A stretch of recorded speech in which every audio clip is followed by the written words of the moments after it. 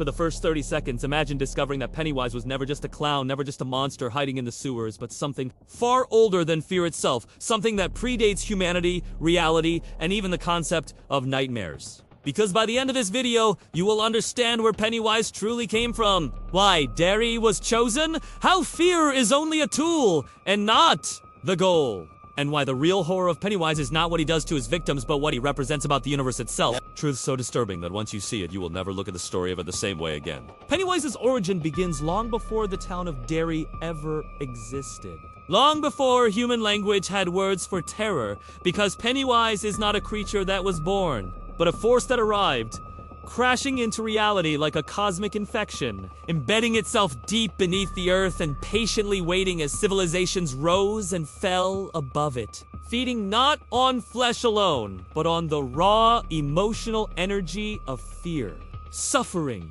and helplessness, slowly shaping itself into whatever form would most efficiently break the minds of those unlucky enough to cross its path. What makes Pennywise truly terrifying is that the clown is only a mask, a deliberately chosen shape designed to disarm and confuse, because Pennywise understands humanity on a level that feels invasive, studying what makes people feel safe and twisting it into something grotesque, turning childhood joy into trauma and laughter into panic, revealing a predatory intelligence that is not chaotic, but calculated, cold, and deeply patient, the kind of patience that only something eternal could possess. As centuries pass, Pennywise repeats the same ritual over and over, emerging from its slumber, spreading subtle influence through whispers, visions, and impulses, bending the town of Derry into a place where violence feels normal,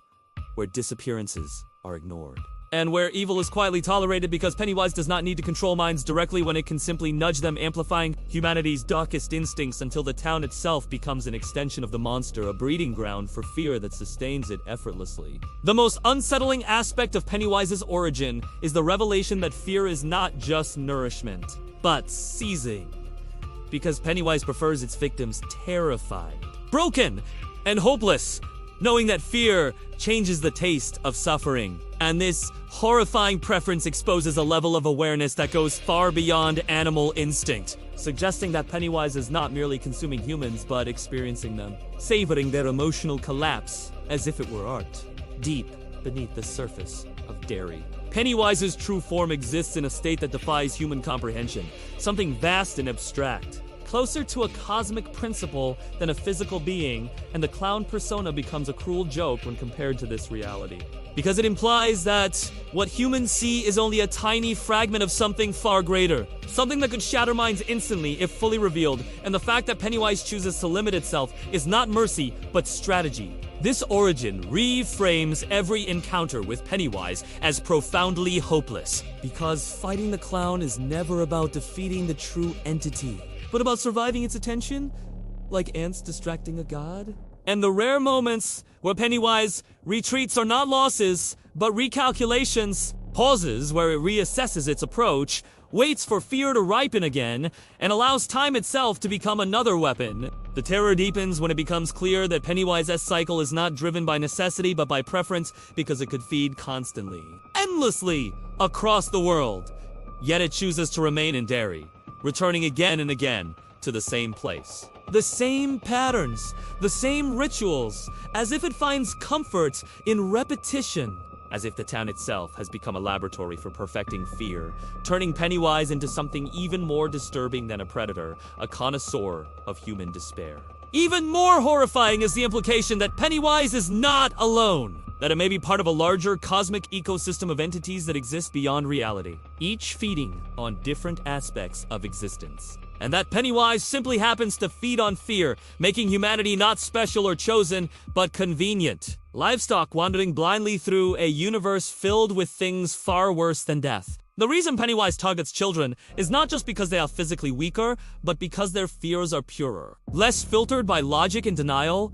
more vivid and intense. And this choice reveals a chilling truth about Pennywise's intelligence, because it understands emotional development, memory, and trauma, weaponizing innocence itself, ensuring that even survivors carry fear forward into adulthood, extending its influence far beyond each feeding cycle. As this origin unfolds, Pennywise stops being a villain and becomes a revelation. A reminder that the universe is not built for fairness or safety. And that humanity's greatest horrors are not punishments or tests, but side effects of existing in a reality where ancient forces view emotion as fuel and suffering as background noise, and the clown's smile becomes terrifying not because it is evil, but because it is honest. The most disturbing realization of all is that Pennywise does not hate humanity because hatred implies emotional investment, and Pennywise operates beyond such limitations, seeing humans as fleeting, fragile, and endlessly renewable, meaning that every act of terror is not personal but routine, a harvest rather than a cry making resistance feel brave but